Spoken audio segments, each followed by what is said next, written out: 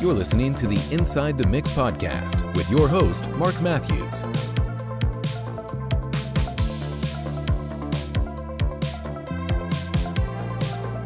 Hello, folks, and welcome back to the Inside the Mix podcast. If you are a new listener, make sure you hit that follow button on your podcast player of choice. And if you're watching this on YouTube, make sure you hit subscribe and that notification bell so you know anytime that we go live or a new episode drops. So for those of you who regularly listen to the podcast and follow me on Instagram, you will know that I dropped a single on Monday, and also you'll know this from the podcast episodes as well. So Let You Go has now been out at the time of me recording this for approximately 4-5 days, and it's been a fantastic response, I must say. So thank you to everybody who has streamed, listened, shared, commented, posted and added to playlists Let You Go featuring Indigo. And if you haven't listened to it yet, shame on you, but seriously, I will put a link to it on Spotify, so a Spotify link that is, in the episode description.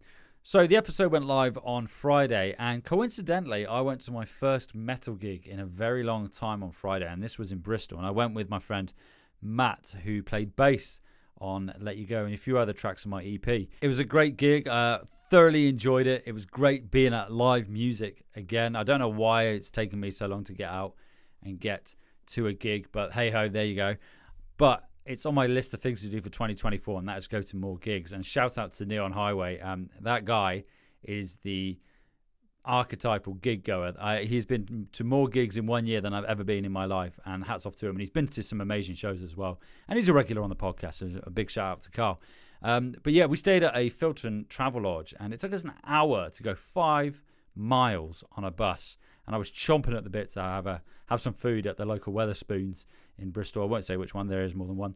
And also have a drink as well. And what it made me realise is, because it was quite a late night, had a few beers as well, mixing cider and beer, cider being from the West Country, love it.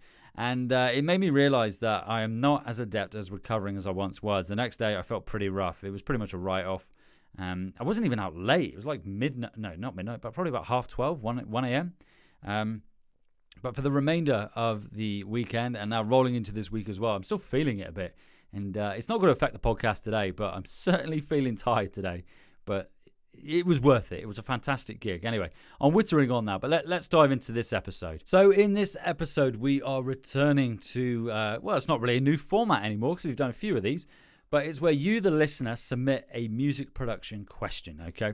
And your question will be answered in an episode of the podcast because I want you to be involved in the planning and production of the podcast. It makes sense to answer questions that you want answered, that are challenges, that are pain points that you're experiencing right now. Plus, you can give yourself a little shout out on the podcast as well. All you have to do this is submit an audio message via SpeakPipe. It's totally free. You can do it using your mobile phone. You don't need to download an app or create an account. And you can use the link in the episode description. Alternatively, if audio isn't your thing, you can send me a DM on Instagram at Inside the Mix Podcast, or you can email me at insidethemixpodcast@gmail.com. But remember to include a link to where our audience can find you online. So for today's episode, our question was submitted by Oddsprite, and here it is. Hello, this is Oddsprite. I produce original cinematic space wave and sci-fi synth pop. My music has a lot of orchestral and electronic instruments all together. They often have different dynamics and frequency spaces. I've been working on my mixing and was wondering if you had any tips about this. You can find me on Instagram, Threads, YouTube, and all the musical places. Thanks, Oddsprite out. So immediately, 2 synth EQ techniques spring to mind, and I'm going to demonstrate these 2 now, and they're 2 that I always use. So what I'm looking at here is juggling frequencies when I've got multiple synths, and where I'm positioning those synths in the left and right. So let's have a look at the first one. Okay, so I'm in this song here, and this song is called Alive, and it's going to feature on my EP. And what I have are these 2 synth pads in this outro section. And I've got pad left and I've got pad right. And I'm using Anna 2. And in this Anna 2, I've got the same patch on both sides, 80s love scene. Now, usually my advice would be to use a different patch on either side, but in this instance, I've used the same on both sides. And for all intents and purposes, the patches are the same. However, I have done something slightly different right at the end of each of the channel strips. You'll see I've got the virtual mix rack, and then after the virtual mix rack, I've got the UAD LA2A emulation plugin, which I absolutely love, and I got it for free in October. Thanks to R9 for pointing me in the direction of this freebie. I had no idea it was going for free, but I grabbed it with both hands when I knew it was, and I've got that on both of these pad channels, and they are panned almost hard left and right. So I've got a pad left and I've got a pad right, almost hard panned left and right, both analog 2 with the same patch, pretty much the same processing. I've also got the TDR Nova EQ as well, just before my virtual mix rack and the LA2A, and I've got a 6 dB first order slope with a high pass filter at 200 hertz and a low pass filter at 20 hertz as well. And the reason I've done that is I've just got rid of any unwanted low frequency energy from these pads, as I've got other synths, I've got guitars, I've got bass guitar, and I've got my kit as well, and I don't need it there. So what is the tip, I might hear you cry? Well, it is this. If you have two synth pads and you're going to pan them left and you're going to pan one right, ideally you want some sort of fluctuation, some sort of differentiation in terms of frequency content and sound. Usually what I would do is I would do that with EQ. So I might have a high shelf filter on one pad and then another high shelf filter on the other pad as well. But I might boost one where I cut another or something along those lines. I mean, that's a really, really simple explanation. But in this instance, what I've done here is on my pad left, I've actually got the Free Waves Magma Light Tube Saturation plugin. Little tube it's called, and I've got that on my pad left, and it sounds like this.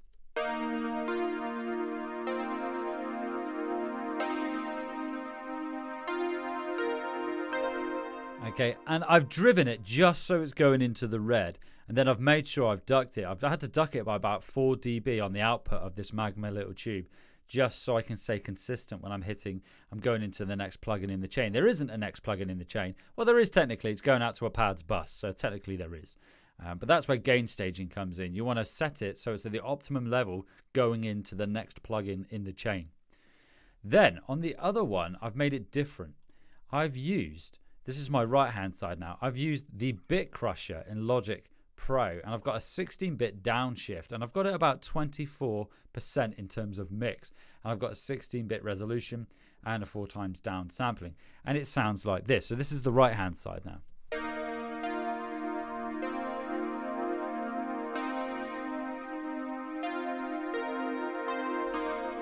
Okay, and now I'm going to put the two together, and what I've done here is I've made the left and the right different in terms of their timbre and how they sound. There's subtle differences there, and the idea being I didn't want this just giant big mono left. Well, it's not mono technically because it's left and right, but if you've got the same sounds in the left and right, it could almost sound like a giant mono. It sounds a bit weird with the way I describe that, but that's the way I would hear it. And here's what it sounds like. You've got the left and the right together with the Bit Crusher and with the soft tube Magma Lights.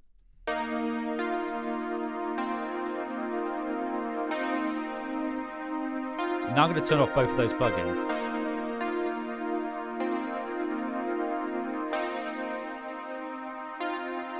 Now I'm going to turn it back on.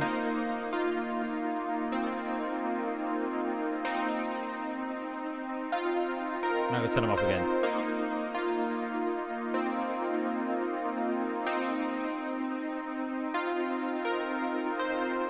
So hopefully what you can hear there is when I bring those plugins in, it helps spread it out. It's a psychoacoustic effect, but it helps spread those pads out to the left and right rather than just have this really boring sound down the center. Now, I will say this with a caveat. I've just hit my pop shield there. I will say this with a caveat. Now, when I'm playing this right hand pad on its own with that Bit Crusher, it's not the nicest sound. I did this in the context of the mix. It sounds good, but I think it sounds better in the mix. So let's have a play with it all in the mix. So this is with the Bit Crusher on, so I'm going to turn it on, and the Magma Light soft tube as well. I think it's called soft. I keep calling it that. It's not soft tube, it's little tube. Apologies to Waves there. It's little tube, not soft tube. So here we go. I'm going to play it all in the mix now. This is with everything, all instrumentation.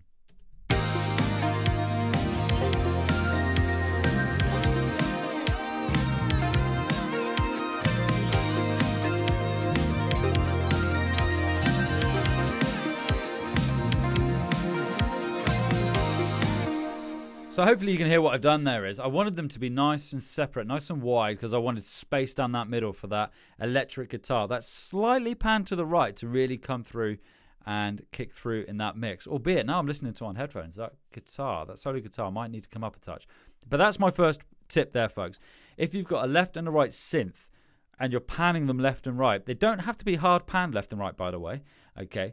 But make them different in terms of their texture, their timbre. Do some subtle changes. Use saturation. Use a bit crusher. Use something like that just to make them different. And it will just help enhance that stereo spread sound. So my second tip is really a combination of multiple tips, to be honest. But it centers around the summing stack. So the channel, the pad channel that I have here. I've got my left and right pads going out to this pad's summing stack, or instrument group bus, I guess you could call it as well. And I'm going to play the same section, but I'm just going to describe what I've got on here for those of you not watching on YouTube. So the first plugin I have on here is a trance gate. And the reason I love using this, it's a kilohertz trance gate. And if you're familiar with the podcast, you'll know that I've used this a lot in productions. And it's set at 29%. And it's got a 1/32 resolution on this. And I'm just going to play it. And I'm going to gradually bring it up to make it more audible for you.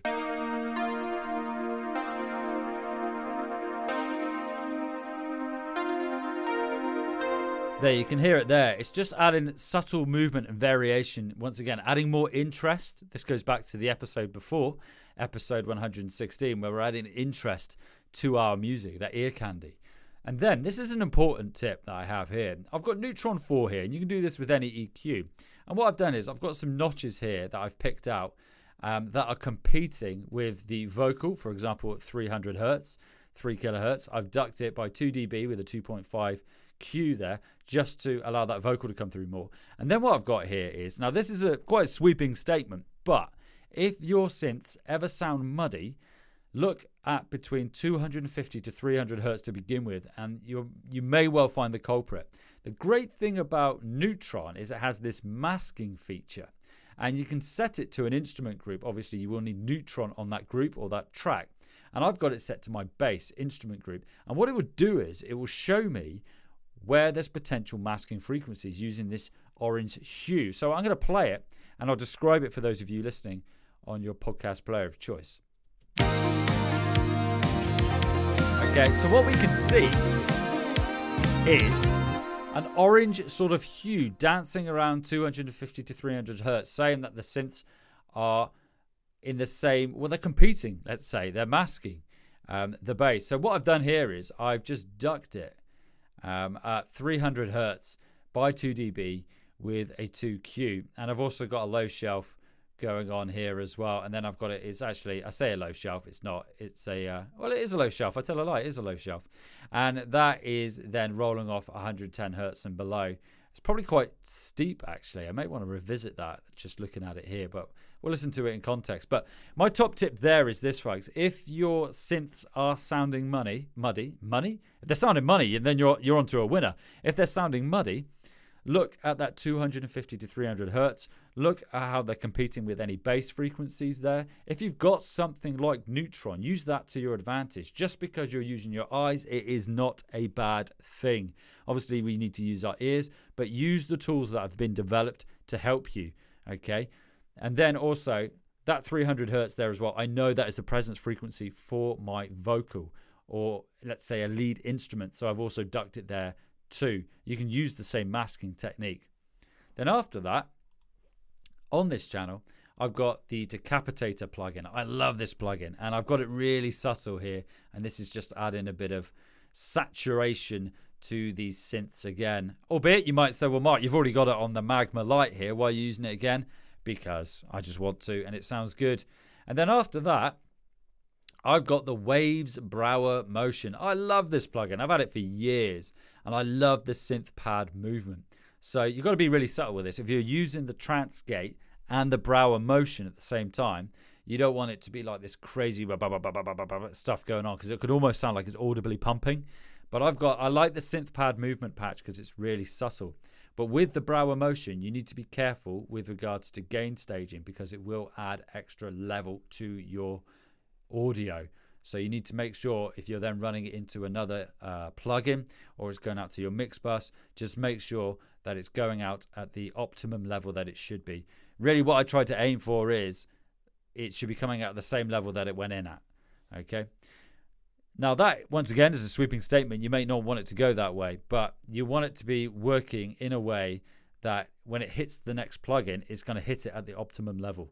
For example, when it goes out to my mix bus, I want to make sure that my tracks are hitting this virtual tape emulation I got here at the optimal level, and this SSL comp solid state logic plugin I've got going on here. I stick that. I'm going off on a tangent here, but I love that plugin. I love the solid state bus compressor on a mix bus. I think it sounds fantastic. So let's play it all in the mix with the Brauer Motion. I've got that movement going on. I've got the decapitator, and I've also got my EQ there, just ducking out any potential masking frequencies.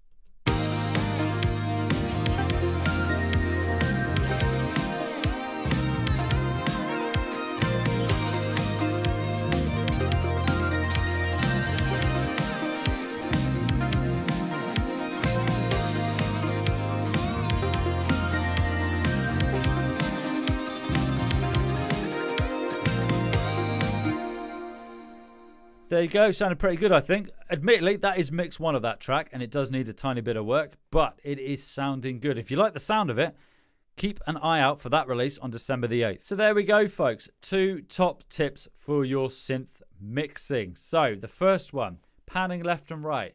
If you're going to use the same pads, make sure there is a subtle differentiation in terms of their sonic texture.